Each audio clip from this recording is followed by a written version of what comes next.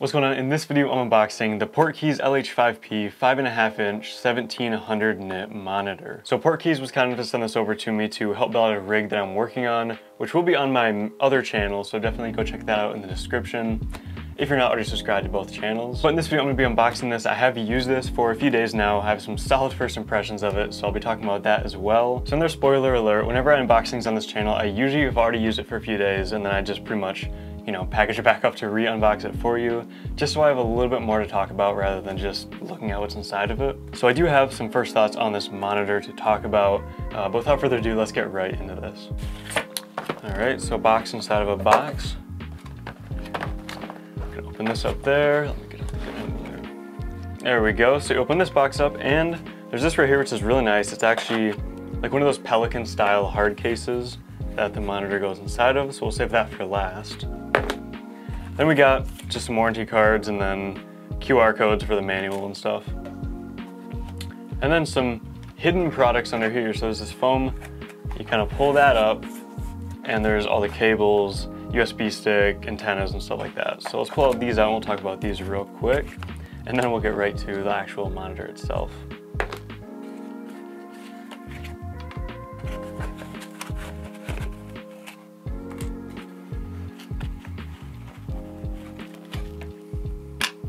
There we go. That's everything out of that box. So these are all the accessories. You have two different antenna options, depending on which one fits best. This one kind of sticks out from the side. I'm guessing it's a little better because it's longer. However, it kind of like pokes out of the back of the monitor, so it might not be as usable, depending on whatever setup you have. Then this one's just a little smaller antenna. I'll kind of show you how you put those on in a second, so I'll leave those right over here. Then right here you have some control cables, so you can plug these into the camera and into the monitor and control stuff like aperture and like start and stop recording and take photos and just stuff like that. So they're different ones for different types of cameras.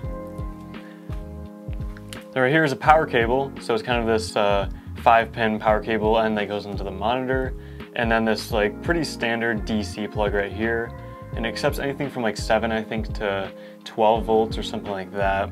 It says on the side of the monitor, so we'll have to double check that first, but it's basically just a external power option if you have a V-mount battery or something like that to power the monitor. Last but not least, we have this USB drive. So this is for loading firmware as well as LUTs onto the monitor. So I actually loaded on Phantom LUTs for my A7S III, pretty much put them onto here, transfer them onto the monitor, and they work great. That's it for the accessories. Next up we have the actual monitor itself in this hard case. Now, first thing I noticed right away is these little tabs are really hard to grab, just how they're designed. I can't really open this without a screwdriver or something. It's just really weird design. There's no like area to grab onto, so I pretty much usually just have to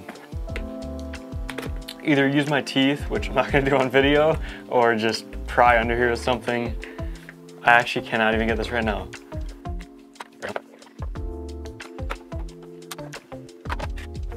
There we go. Yeah, I don't know if it's just me, but like, I can't make that up. That was, it's difficult to open. I don't know, it's weird. Either way, so I open this up, and there it is, the 5.5-inch 1700 nit Portkeys LH5P monitor. Let's move this out of the way, and this is it right here. It's pretty small, but it's pretty well built. I mean, I think this is aluminum, an aluminum body on it. It feels really dense. It's not super light, but it's not, like a brick or anything. It's still fairly lightweight for what it is. Then of course you got the 1/4-20 mount on the bottom, and then you have the remote port for plugging this into the camera like we talked about with these cables. Then you have a USB 5-volt output for powering anything that's USB 5 volts basically. That remote B or 7 to 24 volt input, which is for this cable here, or you can also I think get a cable to use this as a remote. I'm not sure exactly what for. But the main use for this would be basically just power input from external battery. Then on the back you have the Sony NPF slot, which is a pretty standard battery port on monitors like this. So you can use NPF 970s, like these huge ones right here, or you can use like smaller ones, pretty much any sort of Sony NPF battery, which is pretty nice and pretty standard. I already have a bunch of those laying around, so that works perfect for me. On the other side, HDMI in, HDMI out, as well as headphone output, which is pretty nice as well. A lot of monitors don't have HDMI output, so this is nice to have just a pass-through for, maybe outputting this HDMI into this monitor and then out of this into like an HDMI wireless transmitter and receiver, something like that, so you can have both on at once. And then on the top, you have a bunch of different buttons on here, basically just for controlling different settings like focus peaking, false color, stuff like that. On and off switch, really big on and off switch right there, as well as some more buttons, and then the antenna port. So you can basically just thread these on the top right there. That one's just really, you know, little nubby antenna right there. That one's pretty simple. Probably the most standard one.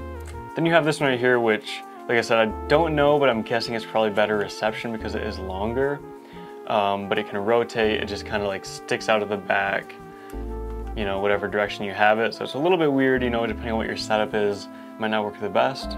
But either one pretty much will probably work similar. I'm not sure if there really is a difference between these. I'm just guessing there is because of the length difference. And besides that, that is the monitor. So it's, of course, a 5.5-inch monitor, pretty much fits in the hand.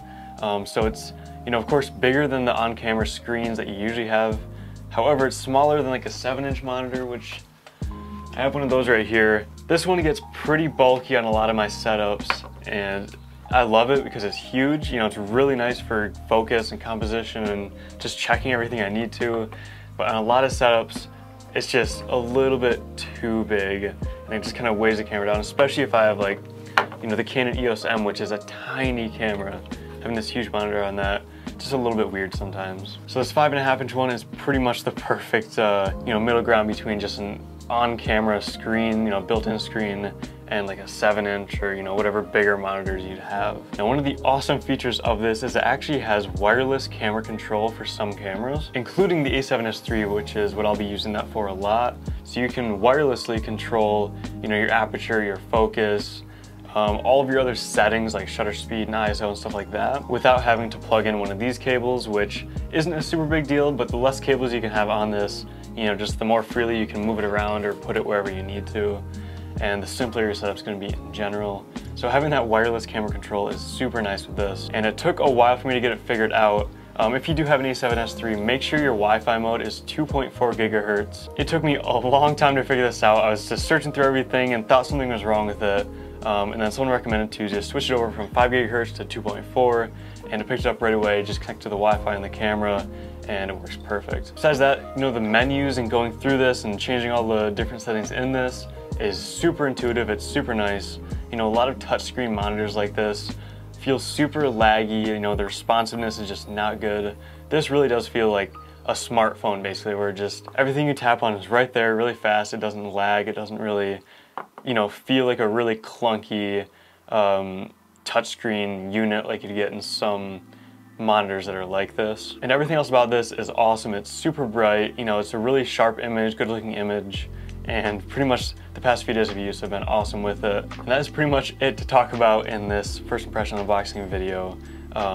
I'll link this down in the description if you want to check it out. Like I said, there is wireless control for some cameras, so if you do have, you know, one of the cameras on the list, it'll really add to the functionality of this and makes it really, really awesome. But even as just a standard regular monitor, for a 5.5-inch monitor, this is an awesome monitor. I definitely recommend looking into it. But that pretty much wraps this video up, so thank you so much for watching. Go down and hit the like button and subscribe to this channel, as well as my other channel if you're interested in seeing more videos like this in the future, and I will see you in the next video.